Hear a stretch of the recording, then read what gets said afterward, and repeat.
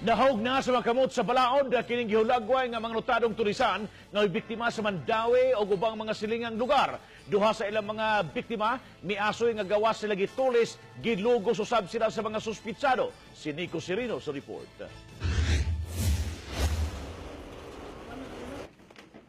Duha ka mga revolver, magazine ug mga bala, ingon man mga cellphones, nasakmit sa kapulisan gikan sa mga suspitsado sa pagpanulis sa usa ka lodge sa barangay Gizo, Dakbayan sa Mandawi. Nadakpan ang tulos sa follow-up operation sa mga sakop sa IDMB.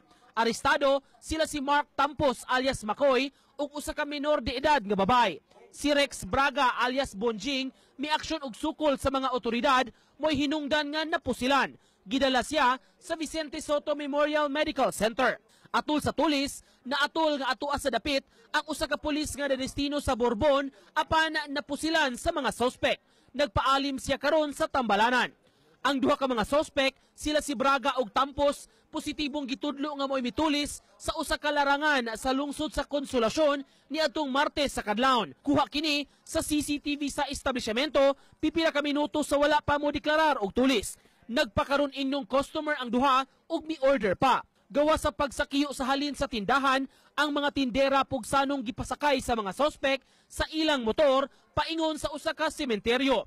Didto na sila gikatahong giamong-amungan. Rape mo lang yapon na, bisag giuyunan manamok sila good kung unsa ilang gusto basta di lang ipatyon. Mura gyud na. Hapit naman tumahayag siya ka tiwas na ko wala siya kadayon jud kuan pero nahukasan ako. Sanina iyang gipukuan sa akong mata.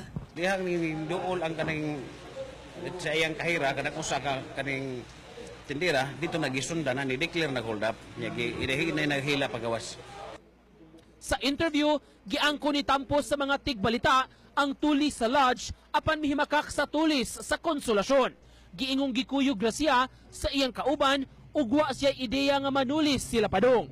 Mag-driver ako ng motor. Gusto ko ng mga kwarta.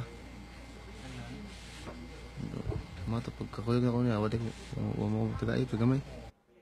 Gipaladman sa kapulisan ang pakisusi ug ang posibleng na biktima pa sa mga suspitsado. Yun ang namin na inimbestigahan namin kung ano pa yung mga ibang grupo nila at kung ano kanilang mga koneksyon.